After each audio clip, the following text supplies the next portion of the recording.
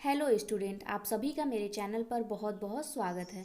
Previous lecture में हम लोगों ने डिस्कस किया था सीआरटी थ्योरी, पावलोव का क्लासिकल अनुबंधन का सिद्धांत, जिसको कि एस टाइप थ्योरी भी कहते हैं। इस लेक्चर में हम लोग पढ़ेंगे स्कीनर की थ्योरी। तो पढ़ने से पहले हम ये जान लेते हैं कि थॉर्नडाइक, स्कीनर और पावलोव में क्या क्या डिफरेंसेस हैं, तीनों का क्या मानना है। तो जो थॉर्नडाइक थे उन्होंने ये कहा था कि किसी भी प्राणी को कोई अनुक्रिया करने के लिए विशेषकर उसके सामने पहले एक उद्दीपक होना चाहिए। मतलब उद्दीपक होगा तभी हम अनुक्रिया करेंगे। इसीलिए इस थ्योरी को कहते हैं S R theory, stimulus response theory. मतलब उद्दीपक है फिर अनुक्रिया हम करेंगे। और सीआरटी थ्योरी में क्या है, पावलोव की थ्योरी में क्या है, इन्होंने कहा था कि अगर हमें कोई स्वाभाविक क्रिया करानी है व्यक्ति से, तो उसके लिए उसको हम कृत्रिम उद्दीपक से भी स्वाभाविक क्रिया करा सकते हैं। जैसे किसी भी आदत का निर्माण करवाना है तो हम कृत्रिम उद्दीपक से करवा सकते हैं। ये मानना था क्लासिकल अनुबंधन सिद्धांत, मतलब पावलोव का। इन्होंने क्या किया कि कृत्रिम उद्दीपक मतलब घंटी से क्या किया, लार निकलवा लिया कुत्ते का, जो कि एक स्वाभाविक अनुक्रिया है। ये पावलोव ने कहा था। स्कीनर ने क्या कहा था कि हमें अनुक्रिया करते रहना चाहिए, अगर अनुक्रिया के बाद उद्दीपक की प्राप्ति होती है। फॉर एग्जाम्पल हम ले लेते हैं, जैसे अगर हमारे अच्छे रिजल्ट आते हैं पेपर में, तो उसके बाद हमें शाबाशी मिलती है, या तो हमें माता पिता, हमारे पेरेंट्स, टीचर्स गिफ्ट देते हैं, पुरस्कार देते हैं, तो हमारे लिए क्या हुआ, हो गया उद्दीपक। तो पहले हम अनुक्रिया कर रहे हैं, फिर उसके बाद उद्दीपक की प्राप्ति हो रही है।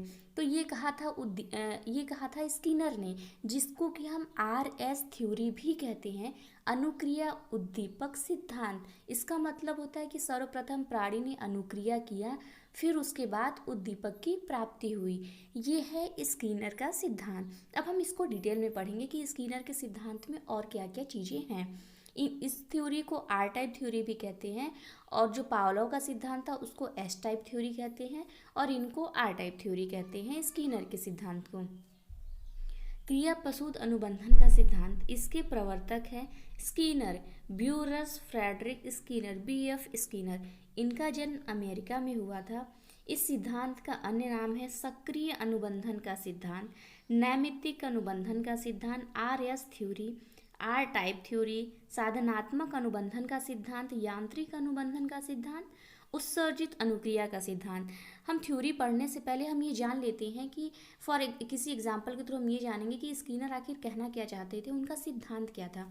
स्कीनर ने एक एग्जाम्पल लिया था, जैसे कि जब बच्चे छोटे होते हैं, एकदम छोटे बच्चे, जब हम लोग स्टार्ट करते हैं स्कूल जाना, तो हम अपनी मर्जी से स्कूल नहीं जाते हैं। तो उस समय क्या होता है कि जो हमारे पेरेंट्स रहते हैं, हमारे घर वाले रहते हैं, वो हमें चॉकलेट देकर, या तो हमें पैसे देकर, या तो उनकी कोई मनपसंद वस्तु देकर उन्हें स्कूल भेजते हैं। उनकी आदत का निर्माण करवाया जाता है।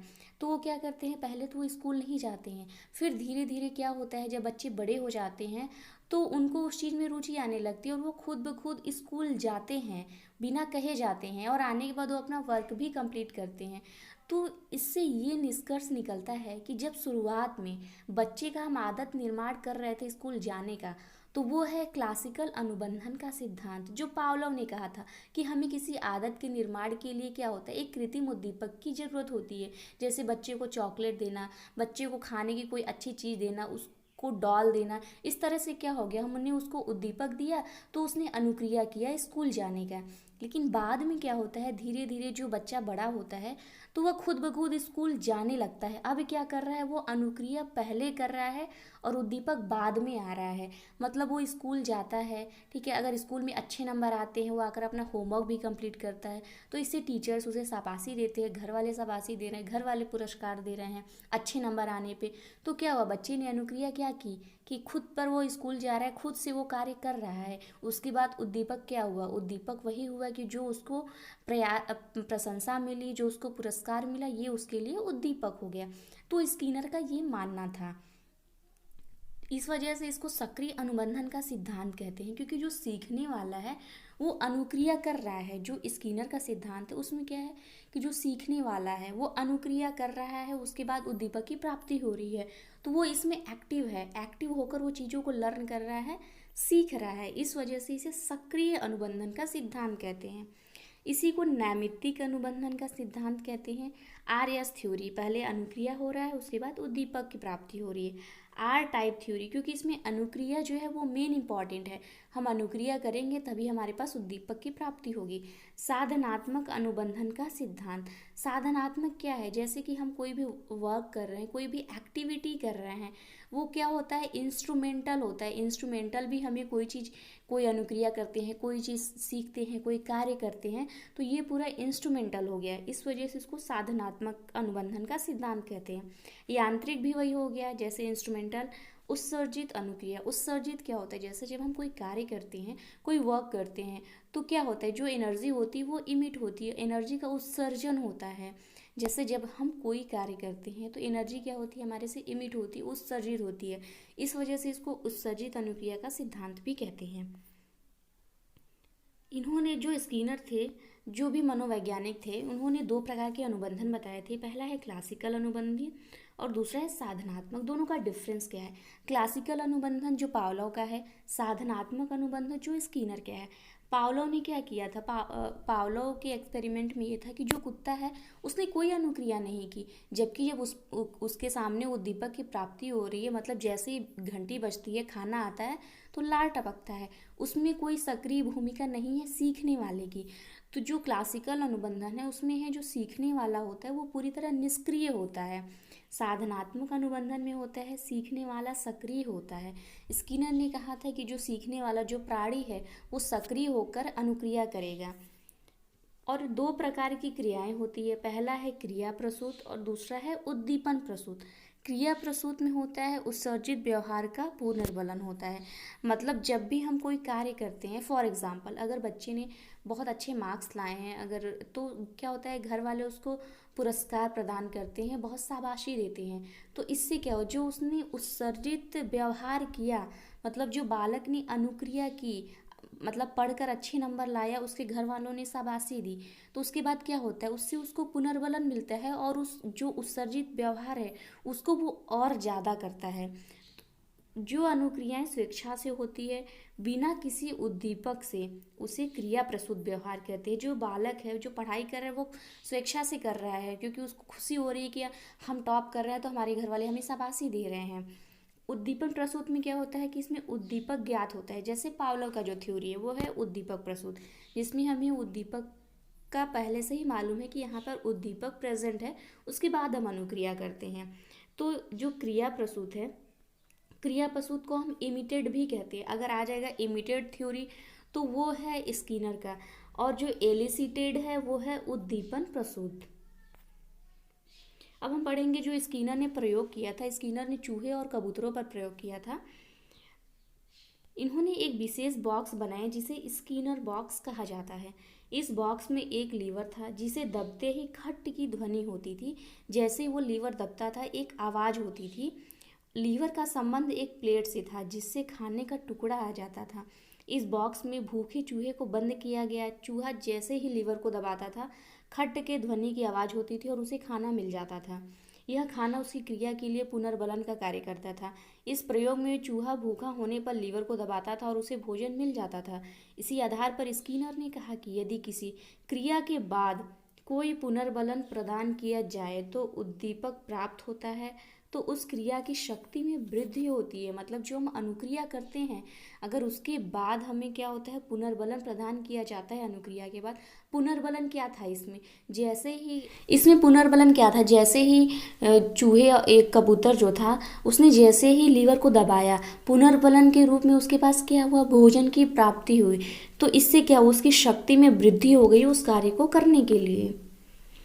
इस डायग्राम के थ्रू समझेंगे। तो जैसे यहाँ पर क्या है, एक चूहा है, ठीक है, चूहा स्किनर बॉक्स में है। यहाँ पर स्पीकर लगा हुआ है और लाइट्स लगी हुई है। ये स्पीकर है और ये लाइट्स लगी हुई है, और ये है हमारा लीवर, ठीक। जैसे ही ये लीवर को दबाता है तुरंत ये स्पीकर, मतलब ध्वनि, खट की आवाज़ सुनाई देती है और लाइट जल जाता है और वो भोजन की प्राप्ति कर लेता है। और इसका अगर आप इस तरह से देखो इसको, तो ये इसका सही डायग्राम है। जैसे इसने जैसे ही लीवर दबाया तो बाहर एक जगह खाना रखा हुआ था, जो कि इस तरह से डिज़ाइन किया गया था कि ये सरक कर खाना अंदर आ जाता था और जिससे चूहा खाना खा लेता था। ये था स्किनर का क्रिया प्रसूत अनुबंधन का सिद्धांत। इसमें कुछ शब्द है जो इम्पोर्टेंट है, उसको पढ़ेंगे। आकृतिकरण, क्रिया प्रसूत अनुबंधन में आकृतिकरण सर्वाधिक महत्वपूर्ण तत्व है।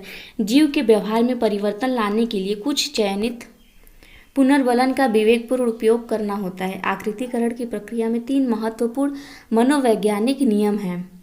अनुक्रिया का सामान्यीकरण, जब अनुक्रिया को दोहराया जाता है तो प्रायः उसमें समान प्रकार के ही कार्य किए जाते हैं, अर्थात तो उद्दीपक के प्रति समान प्रकार के कार्यों की प्रतिक्रिया की जाती है।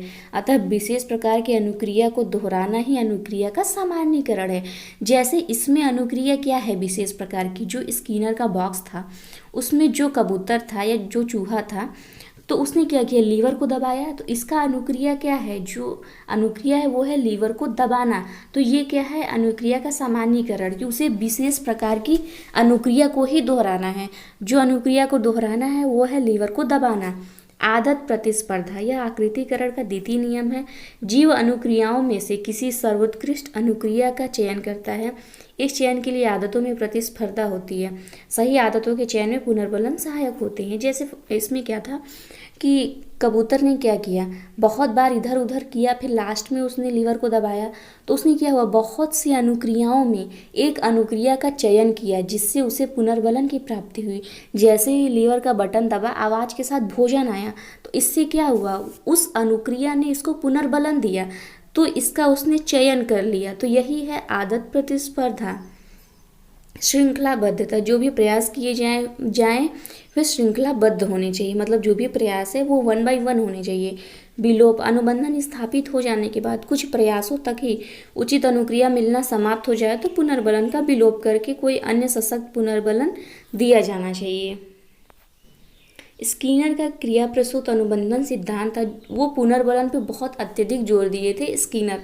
तो जो पुनर्बलन है वो क्या कार्य करता है, जैसे कोई भी क्रिया है, क्रिया में इंक्रीमेंट करना, किसी भी क्रिया को सुदृढ़ करना। जैसे कि अगर पुनर्बलित उद्दीपक दिया जाता है तो प्राणी उसे बार बार दोहराता है। इस प्रकार से मिले पुनर्बलन से जो अधिगम है वो बहुत ही ज़्यादा सुदृढ़ हो जाता है। तो 2 प्रकार के पुनर्बलन होते हैं, धनात्मक और ऋणात्मक। धनात्मक पुनर्बलन हो गए जैसे कि जिससे हमें सुख की प्राप्ति होती है, मतलब ऐसा पुनर्बलन दिया जाए जिससे हम सुख का अनुभव करें, जैसे हो गया पुरस्कार और प्रशंसा। ऋणात्मक पुनर्बलन होता है ऐसा पुनर्बलन जिसमें कि हम दुख का अनुभव करें, या तो जैसे कोई हमारे ऊपर आरोपित कर रहा है इस तरह का हम अनुभव करें। जैसे हो गया ट्रैफिक फाइन से बचने के लिए हम हेलमेट लगाते हैं, उससे हमें सुख का अनुभव नहीं हो रहा है हेलमेट लगाने से, लेकिन वहाँ पर क्या है, एक तरह का हमारे लिए किया गया है कि हमें वो पहनना ही नहीं तो फाइन देना है। तो जो ये सारे अनुभव है वो है ऋणात्मक पुनर्बलन में। पुनर्बलन के समय के आधार पे 2 तरह के पुनर्बलन होते हैं, सतत और असतत आंशिक पुनर्बलन। सतत पुनर्बलन में होता है प्रत्येक अनुक्रिया के बाद उद्दीपक दिया जाना, मतलब पुनर्बलन दिया जाना। जैसे कि जैसे कबूतर ने लीवर को दबाया, पहली बार भोजन आ गया, अगर वो दूसरी बार भी दबा रहा है तो दूसरी बार भी उसको भोजन मिले, तीसरी बार दबा रहा है फिर भी उसको भोजन मिले। इस तरह का जो अगर है क्रिया, जो पुनर्बलन है वो होता है सतत पुनर्बलन, मतलब प्रत्येक अनुक्रिया के बाद पुनर्बलन दिया जाना।